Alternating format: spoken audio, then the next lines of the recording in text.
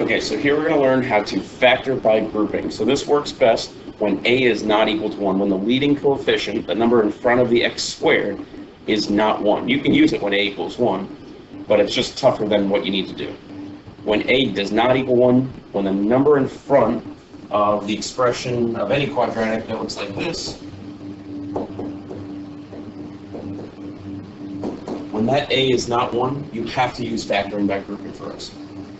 Okay? So this is a long process, but once you get it, it really is intuitive. There are parts that don't make sense right away, but if you practice it enough, I'm sure you'll get it. So there's a bunch of steps, and I'm just going to go step by step through each problem. So actually, even before I fill out all of the steps, I'm going to do that step on problem 1. So my first step is always to factor out a GCF. If you can find the greatest common factor between all three terms, you want to factor that out right away to simplify the expression that you need to factor. Sometimes it'll change into a problem that we saw last time where a does equal 1. That's much easier to factor than having to factor out something where a does not equal 1. So you want to factor out a GCF if you can, and then factor it as simply as possible. We always look for a GCF. So I'm going to do that for problem number 1. I'm going to do step 1. Is there a GCF between 4x squared, 7x, and minus 2, or negative 2? So there is no x in common between all of them, so I know there's no variables that are going to be able to be factored out. And 4 is only divisible by 2, and that does not divide 7. So I'm actually done with step 1. There is no GCF. On to step 2. So step 2 is identifying the variables a, b, and c. Sometimes it's not going to be in the right order, so you actually need to rearrange it. But for the most part, you're just needing, really, you just need to identify which one's a, b, and c. I have my a, b, c in the right order. I don't need to do anything with that expression. All right, number 3 is very similar to what we did last time, where you basically just figure out what two numbers multiply to give you c and add up to give you b. There's one added wrinkle to this. We need to multiply a and c together. So we're going to multiply those two numbers together and figure out what two numbers could multiply to give you multiply to give you AC, that product, and add up to give you B. They have to be the same pair. You're looking for two numbers that multiply to give you A times C and add up to give you B. So we're looking for numbers that multiply to give us AC. Here, AC is 4 times negative 2, or negative 8. So we want two numbers that multiply to give us negative 8. I'm going to list out all the factors of negative 8. Negative 4 times 2, 4 times negative 2, 8 times negative 1, and negative 8 times positive 1. Those are the only sets of integers that actually multiply to give us negative 8. We're looking for a combination that adds up to B. So I have my list of things that could possibly multiply to give us negative 8. Now I'm looking for things that add up to B, or 7, a positive 7. That would have to be that combination, that 8 and negative 1. Okay, so now I'm actually done with step 3. Step 4 is probably the least intuitive part of this.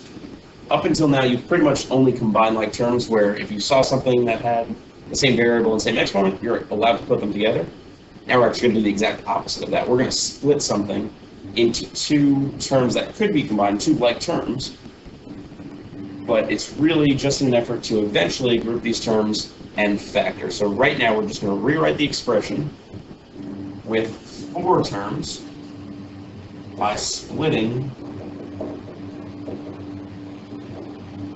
the middle term into 2 terms from step 3.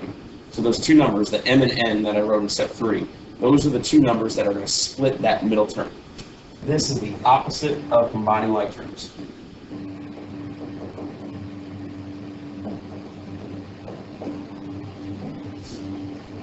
So in example 1, I found these two numbers, the 8 and negative 1. Those are two things that add up to a positive 7. And that's really the important part here. I'm splitting that 7x, I'm ripping that 7x apart into two different terms. That is splitting into an 8x and into a minus 1x. I'm going to rewrite the rest of the expression around that. I'm keeping the 4x squared in front. It's a positive 8, so I'm writing that as a plus 8x, and a minus 2 at the end. Okay, so really, I just took my two factors, that 8 and negative 1, the two numbers that I found that multiply to give me negative 8, add up to give me 7. I split that 7 into those two terms. That is step 4. Step 5. Step 5 is grouping the first two terms, and the second two terms are the last two terms. Let's say the last two terms. You're splitting the first two and the last two into two separate groups, and then you're going to factor each group by their GCF.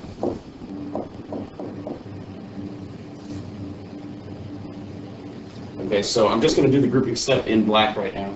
I'm grouping those two, and I'm grouping those two. I'm not combining, really, I don't want to say that. I'm just grouping with parentheses my first two terms and my last two terms. The second part of that is factoring out the GCF from each of those groups. So I'm trying to think about what's the GCF of 4x squared and 8x. And this is generally going to happen where you have an x squared and an x in the first two as the first group, really. So you're able to factor out an x. And you want to think about what divides those two numbers. 4 divides 4, and it divides 8. So 4x is the GCF from this first group. And that goes to the outside. The stuff that's left on the inside of that set of parentheses is whatever I get from dividing those two. So 4x squared divided by 4x. 4 divided by 4 basically just cancels out, leaves me with just 1. And x squared divided by x leaves me with just an x to the first. And the second part of that, 8x divided by 4x. 8 divided by 4 is 2. And the x's completely cancel out and go away. So that leaves me with, inside the parentheses, x plus 2. The GCF comes to the outside of the parentheses as 4x. Do the exact same thing on the second group that you made. You're factoring out the GCF from the second step. So I'm looking at what divides both of those two. Negative 1 is the only thing that's going to divide negative 1 and negative 2. So I'm going to factor out a negative 1 from both of those. That comes to the outside. Oops, excuse me. I'm going to write that as negative 1. Inside the parentheses is whatever I get from dividing those. So negative 1 divided by negative 1 is just a positive 1, so it leaves me with just a positive 1x. And negative 2 divided by negative 1 gives me a positive 2. It is not a coincidence that the two groups that I made, the x plus 2 and other x plus 2, are the exact same. That must happen, otherwise we did something wrong. Okay, these have to be identical. Because that's actually one of the factors. So we're trying to factor this expression, that original expression, we're trying to factor that, which means we're trying to get it to look like this. Don't write this part, but we're trying to get it to look like x plus 5 and 2x plus 3. It's going to end up looking something like that. That's not really the answer at all, but that's what we want to get it down to. And actually we found one of our factors. X plus 2 is one of the factors.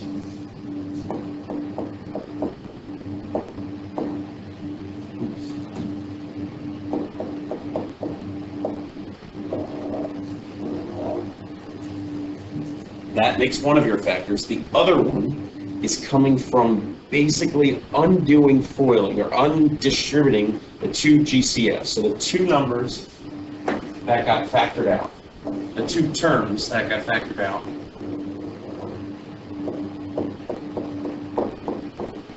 they combine to make that second factor. Okay, so that was really step 6 there.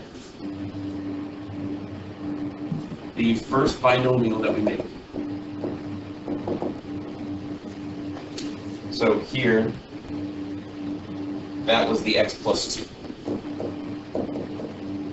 It's also called a factor. If you want to call that a factor, that's fine too. Factor really just means it multiplies to give you something else. So that's one of the numbers that can, one of the terms that can multiply to give you something else. So that first binomial comes from the stuff that's in the parentheses, that x plus 2. The second binomial is made of the two GCFs that were factored in. Okay, so that, in this example, was a 4x minus 1.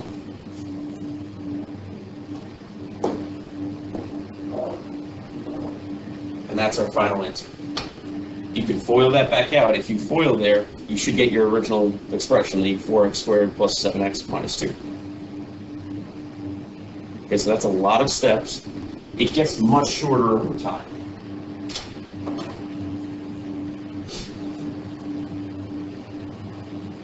When you practice this enough, you can start skipping some of those steps or just doing them mentally. You don't actually have to write each of them down. For now, I'm going to write each of them down just to make sure that we're following all of them. So, step 1. I think I got all of them. Step 1 is looking for a GCF. So there's no x's in common, but all of those are even numbers. So I know I can divide out of 2. I'm actually going to do that right away. I'm going to divide that by 2, divide that by 2, divide that by 2. This equals 2 times 2x squared plus 13x. I'm going to run out of room here.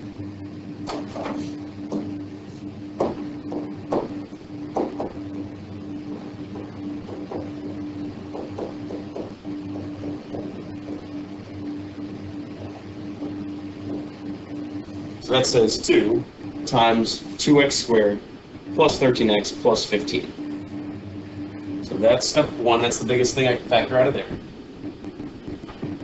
Step 2 is pretty much done already because I have everything in the right order.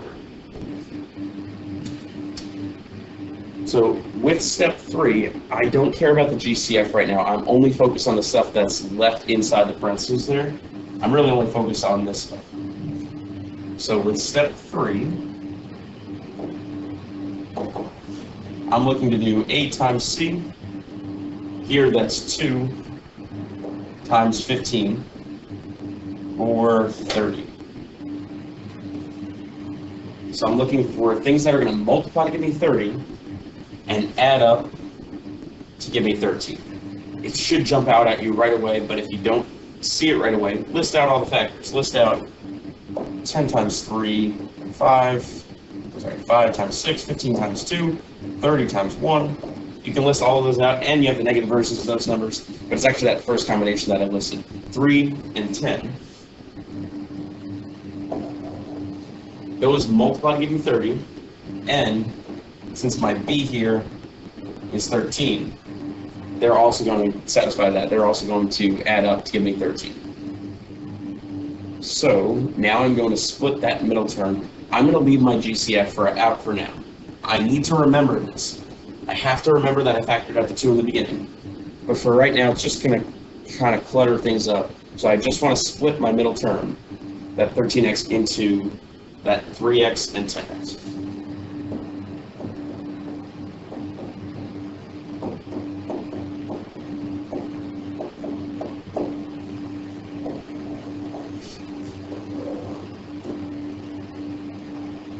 The 13x gets ripped apart into those two different factors, the 3x and the 10x. It doesn't matter where you put them. If you put the 10x first and then the 3x, it's the exact same thing. The factoring is going to go a little bit differently, but you're going to get the exact same answer. So you can put the 10x first if you want, or the 3x first. I have to put the 3x first. It does not make a difference. Okay, so that was step 3 and actually step 4. So I took care of step 3. That is step 4, the splitting of the middle term. Step 5 is now grouping.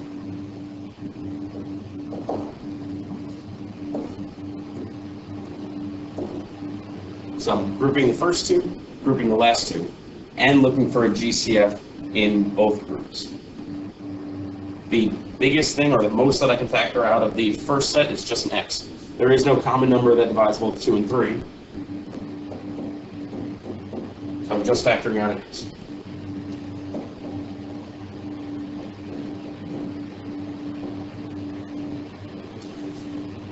The most I can divide 10x and 15 by is a positive 5, so I'm going to divide each of those by 5 and write that as a plus 5. That's important. You want to keep that sign there. You're dividing out a positive 5, so you write as a plus 5 as the GCF on the outside. Then, on the inside, you're dividing each by 5, but remember, that has to be identical to the other one. These two have to be identical. This is an easy way to check to make sure you're doing this correctly. Because when you divide that, when you divide 10x by 5, you do get 2x. When you divide 15 by 5, you do get 3. Those are identical. That's exactly what I wanted. I wanted 2x plus 3 in both new groups that I made. And that is one of the factors. So 2x plus 3 is one of the factors. The other one comes from my 2 GCFs.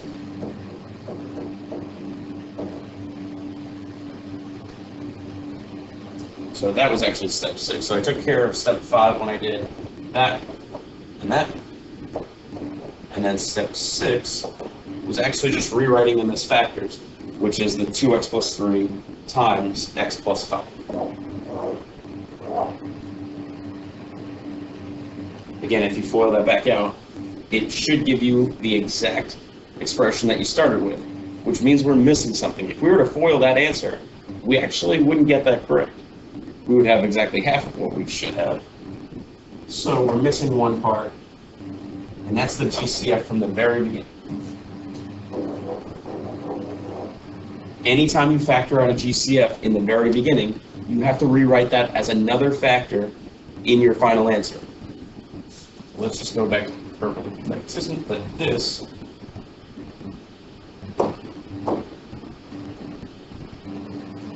should be part of our answer.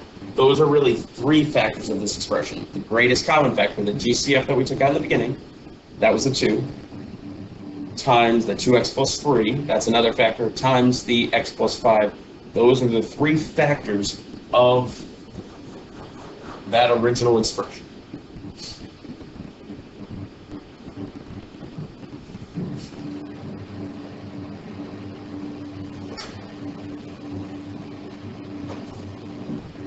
Alright, let's see. I'm going to stop writing the step 1 through 6 on each of those. I'm just going to kind of go through them. Do we have a GCF out of any of those? So 5 and 14 don't have any common factor, and we don't have x's in all of them, so we can't actually factor anything out. We're not writing this in the right order right now, so I'm going to rearrange this. I'm going to write it as 5x squared minus 14x plus 8. I want the x squared to be in front. So that's step 1 and step 2. Now I'm going to do step 3 where I multiply a times c together. And I get 40. Now I'm going to list out all of my factors of 40. You might be able to see it right away. I'm going to list them out anyway. 40 times 1, 20 times 2, 10 times 4, 8 times 5. Those are all the numbers that I can use. I can also use the negative versions of those. And that's kind of important here because I have a negative b, and that's exactly what I need to look for. This b is what my 2 numbers should add up to. So a positive 10 and a positive 4 don't work, but a negative 10 and a negative 4, those do work. And that's how I'm going to split up this middle term. So I'm moving on to step 4, where I split this middle term. It does not matter which one you write first. I'm going to write the negative 10x and then the negative 4x. But if you write the negative 4x in front, it's the exact same thing. You'll eventually get to the same answer. So that's step 4. I did my splitting. Now I'm grouping my 2 terms in the front and my 2 terms in the back. And I'm looking for a GCF in both of those. So I'm looking for something that factors out of 5x squared and 10x. That's 5x. So 5x comes to the outside. I'm left with x minus 2 on the inside of the parentheses. Remember, my next set of parentheses has to be identical. I'm going to do that right away, actually. I know I need x minus 2 in my next set of parentheses. That kind of guides you and tells you what you need to factor out. So if I want to get an x minus 2, if I want this to change into just x, and that to change into a negative 2, you want to think about what you have to divide by to get those.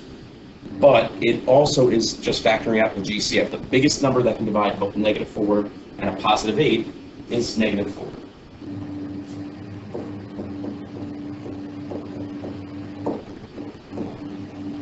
The GCF comes to the outside, and what we're left with after dividing stays on the inside of the parentheses, and again, they have to match. This one and this one are the exact same thing, and that tells us one of our factors. X minus 2 is a factor, along with the 2 GCFs coming together, 5x minus 4.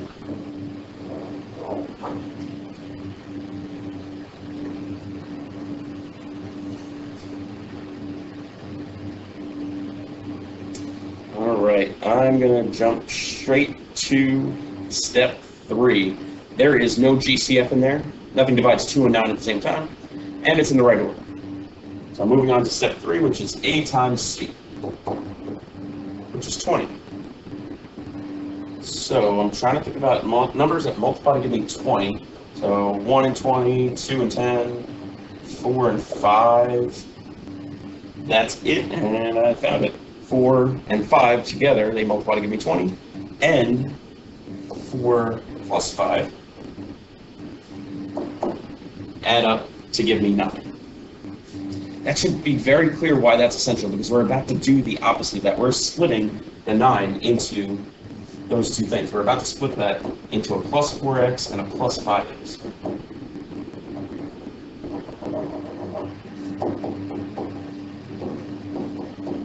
The rest of the expression just gets written right. So you should have 4 terms now, with that middle term splitting into 2 like terms that would combine to be that same thing, that 9x. Now we're looking for a GCF out of the first 2.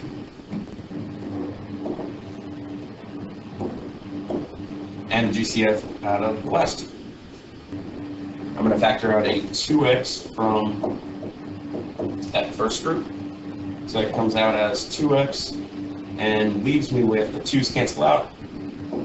X squared minus x to the first leaves me with just 1x there. And 4x divided by 2x is just 2.